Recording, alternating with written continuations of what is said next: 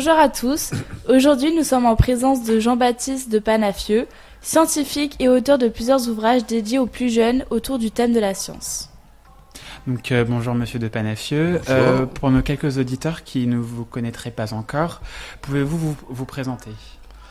Je crois que tout vient d'être dit. Je suis auteur et scientifique et j'écris des livres documentaires sur la nature, sur les animaux et des romans. Et donc, d'où vous vient cette passion pour la science ? Ça remonte à une période dont je me souviens même pas, mais dont mes parents m'ont parlé, où j'étais passionné déjà par les animaux, par la nature, et ensuite par la science, c'est-à-dire que je me posais des questions auxquelles je cherchais des vraies réponses de compréhension du monde, et j'ai toujours aimé ça, j'ai toujours été passionné par ça. En quelques mots, quelle est votre définition de la science ? Pour moi, la science, c'est un mode de pensée, de découverte du monde. C'est un mode de recherche de réponse aux questions qu'on peut se poser sur le monde. Il y a des méthodes scientifiques et derrière, il y a une curiosité insatiable. C'est vraiment cette curiosité qui me paraît importante et qui est liée à l'imagination. Il y a besoin d'imagination en science, comme il y a besoin d'imagination en littérature. Et les deux ont à voir l'un avec l'autre. Avez-vous toujours voulu être un auteur ? Non, ça s'est passé petit à petit. J'ai toujours voulu faire un travail autour de la nature et des animaux. Et j'ai fait donc un début des études pour faire de la recherche en biologie. Et puis, je suis devenu professeur de SVT.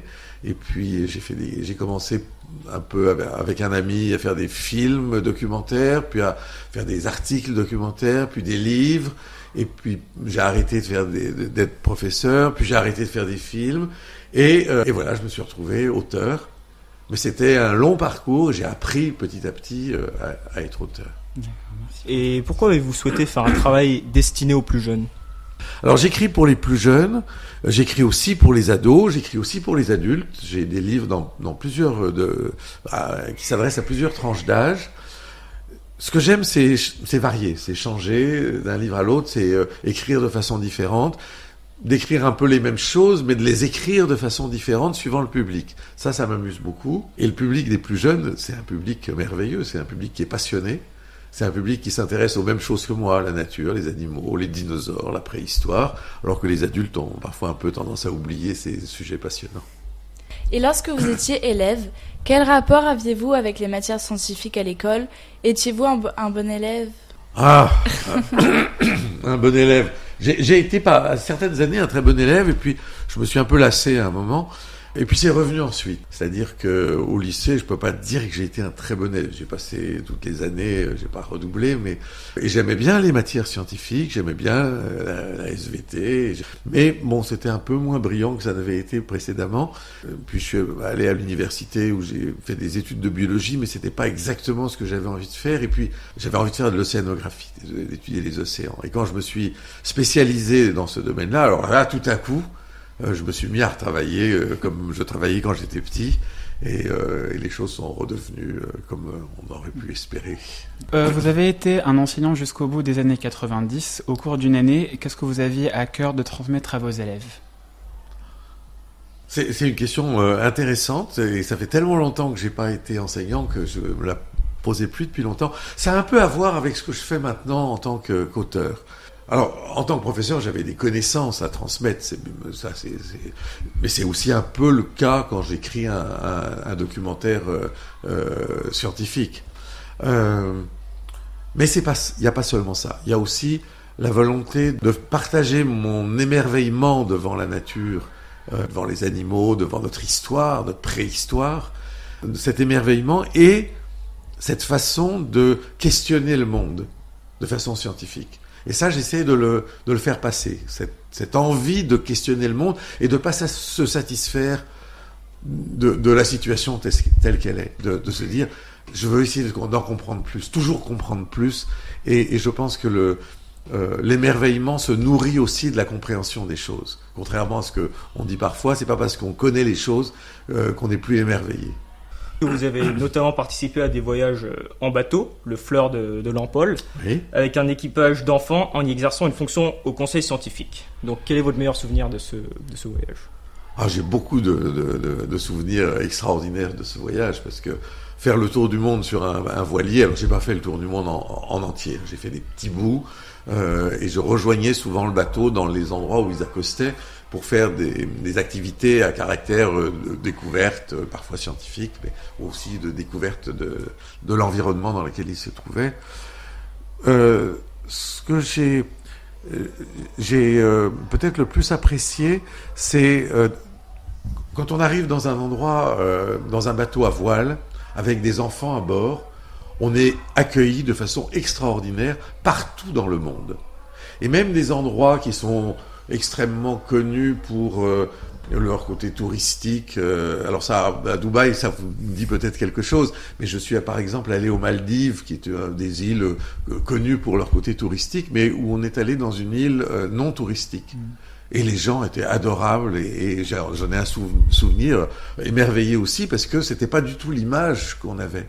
Et de voyager, ça ouvre aussi l'esprit, ça permet de découvrir des choses qui sont tout à fait au-delà des préjugés qu'on a. Avec plus de 80 ouvrages, vous avez traité une diversité de sujets. Et donc, quel est celui qui vous a le plus passionné et au contraire celui qui a été le plus difficile à traiter ? Alors, il y a un fil rouge dans tout ce que j'écris, qui est notre relation au monde animal. C'est à la fois ce que je raconte dans les documentaires, quand je fais un documentaire sur les animaux domestiques, comment on les a domestiqués, mais aussi comment on les traite aujourd'hui. C'est en parallèle d'un deuxième fil rouge qui est celui de l'évolution animale. L'histoire de la transformation des animaux et de l'homme au cours de la préhistoire. Ça, c'est un classique dans biologie, de dire qu'on ne peut pas faire de biologie sans penser évolution. Donc ça, c'est très important, parce que c'est un domaine qui avait été un peu laissé de côté en France, notamment dans la littérature documentaire pour les enfants. Et donc ça, j'ai eu à cœur de beaucoup en parler, parce que c'est un sujet qui me passionne. Et cette relation à l'animal, c'est ce qu'on retrouve aussi dans mes romans, où ça n'est plus sous une forme documentaire, mais donc sous une forme de fiction, où je parle encore de notre relation à l'animal. Donc c'est vraiment quelque chose d'important dans tout ce que j'ai écrit. Et quel regard portez-vous sur les évolutions de la science, notamment en lien avec la dimension éthique et morale ? Alors, ce sont la question de l'éthique en science, c'est très important. Et ce qui est intéressant, c'est qu'aujourd'hui, ce sont des questions qu'on se pose systématiquement. J'ai encore entendu récemment des expériences, la relation d'expérience qui avait été faite sur le cerveau de singes, et tout de suite se pose la question, à la fois dans la société, mais aussi auprès des scientifiques qui n'ont pas participé à l'expérience, ça pose des problèmes éthiques. Et ça, aujourd'hui, c'est quelque chose qui fait partie de la réflexion scientifique. Ça me paraît essentiel. Et nous avons pu écouter une de vos conférences TED, et vous mettez ainsi en avant la nécessité de modifier nos modes de consommation pour des raisons écologiques. Est-ce que vous pourriez nous en dire un petit peu plus ? Alors, je pense effectivement que nous devons agir pour éviter que l'environnement global de la planète ne soit tellement abîmé qu'on ait du mal nous-mêmes à vivre sur cette planète. Je pense que la planète, elle s'en sortira, que la vie s'en sortira sur la planète, et que dans des millions d'années, il y aura encore des êtres vivants. Mais nous risquons de perturber gravement les choses par la pollution, par notre destruction des milieux naturels, etc. Et donc ça me paraît important, dans ces domaines-là, de réfléchir à ce que nous faisons, la façon dont nous agissons. J'ai fait des livres sur le réchauffement climatique, j'ai fait des livres sur la biodiversité, et des livres sur notre alimentation. Et notre alimentation, c'est quelque chose de très important. Une grande partie de l'économie tourne autour de notre alimentation. Et la conférence à laquelle vous faites allusion, c'est une conférence sur le fait de consommer des insectes de manière à éviter de consommer trop de viande. Alors je pense qu'il faut effectivement faire attention à notre consommation d'animaux. Une des pistes qu'on va pouvoir suivre, c'est de remplacer certaines productions extrêmement coûteuses d'un point de vue économique et écologique, comme la farine de poisson ou la farine de soja, qui sont des matières qui ont un impact très important sur les milieux, alors que les élevages d'insectes pourraient aboutir à des farines très intéressantes d'un point de vue alimentaire, par exemple dans l'élevage des animaux, quelque chose sur lequel j'ai écrit et sur lequel je fais des conférences aussi. Quel regard portez-vous sur les mobilisations récentes des lycéens en France autour de la question écologique ? Il était temps. Oui. Je trouve ça très bien. Et je trouve ça très bien que les jeunes se mobilisent à nouveau, parce qu'il y a eu des périodes où des lycéens se mobilisaient sur ces questions-là. Il y a eu de longues périodes pendant lesquelles ils pensaient un peu à autre chose. Certains y ont toujours pensé, et le mouvement est en train de s'étendre. Je trouve ça absolument nécessaire, vraiment très très utile. Quel conseil donneriez-vous aux élèves de terminale qui vont dès l'année prochaine s'orienter vers des filières scientifiques ?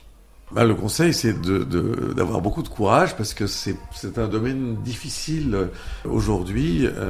On a tendance à oublier combien la science peut être importante, à la fois dans ce qu'elle nous apporte d'un point de vue matériel, de nouveautés, mais aussi de réflexion sur le monde. On a tendance à penser que la science, à confondre science et technique, c'est-à-dire à penser que la science est surtout des meilleurs appareils qui fonctionnent mieux et des machines qui nous permettent d'aller plus vite, plus loin, etc.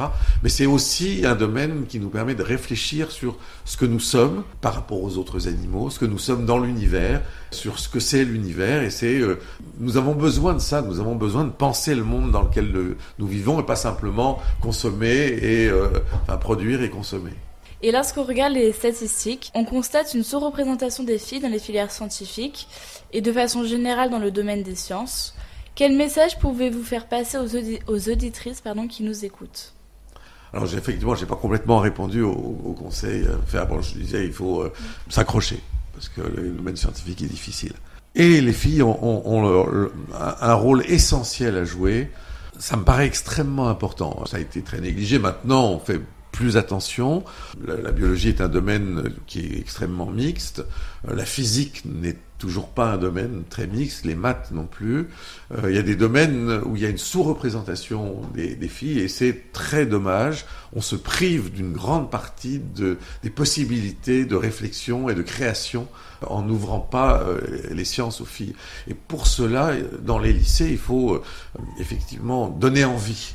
Une de mes fonctions en tant qu'auteur scientifique, c'est de donner envie, de donner le goût des sciences. Le goût des sciences aux garçons, mais aussi aux filles. Je fais très attention à ça dans mes livres. J'essaye réellement de m'adresser à tous et à toutes. Par exemple, j'ai proposé à des éditeurs des livres sur des scientifiques femmes. Et j'ai enfin pu en faire un récemment, c'était sur Diane Fossé, une scientifique qui a travaillé sur les gorilles, qui a lancé la protection des gorilles et qui d'ailleurs en est morte puisqu'elle a été tuée par des braconniers. Pouvez-vous nous dire quelques mots sur vos futurs projets ? Mes futurs projets, alors j'ai toujours plein de projets en cours. J'ai une bande dessinée sur l'océan, la vie marine, notre relation à l'océan et l'impact de nos activités sur l'océan et donc sur la Terre entière. Ça, c'est un premier projet. J'ai un projet sur le comportement animal, qui est un documentaire pour les enfants. J'ai un projet, peut-être, c'est pas encore sûr, sur les bases de la pensée végane, sur l'antispécisme, la façon de considérer les animaux. Et j'ai un projet aussi de roman qui serait une suite de mon roman L'éveil, sur des animaux devenus intelligents, plus intelligents qu'ils ne le sont déjà, et pour lequel j'ai assez envie de faire un roman prolongement de celui-là. Merci. Donc pour finir, la question que nous posons à tous les adultes que nous recevons ici, quels souvenirs gardez-vous de vos années de lycée, et si vous avez des petites anecdotes ou des expériences particulières que vous pouvez partager? Alors je ne sais pas si je vais vous faire très plaisir. J'ai une anecdote. Quand j'ai passé le bac, que j'ai eu ric-rac, mais que j'ai eu, j'avais un ami qui est toujours un ami à moi, donc ça fait plus de 50 ans qu'on se connaît. Et quand on a passé le bac tous les deux, on l'a eu, et il m'a dit « Il faudra que tu te souviennes que nous avons détesté le lycée. » Et il l'a oublié. Et je me souviens de cette conversation, je lui ai rappelé récemment. Alors, c'est pas tout à fait vrai. Je n'ai pas réellement détesté le lycée. Je me suis beaucoup ennuyé à certains moments, dans certains cours. Parce que la forme, alors en plus, vous imaginez les choses il y a 40 ou 50, 40 ans, 45 ans, certains cours étaient vraiment très ennuyeux, les choses ont beaucoup changé, ce que j'ai vu ici, manifestement, est assez différent de ce que j'ai vécu, mais il y avait des choses qui vraiment n'étaient pas bien du tout, puis il y en avait qui étaient très bien. Et j'ai appris des tas de choses passionnantes. Et puis il y avait d'autres côtés négatifs. Et on a souvent tendance à enjoliver les choses. En fait, c'était ça l'idée, c'est ne pas oublier qu'il y avait des aspects négatifs. Il n'y avait pas qu'un bon côté. Mais vous voyez, j'ai encore des amis du lycée plus de 45 ans après. Merci beaucoup. Eh ben, merci à vous. C'était une question très intéressante.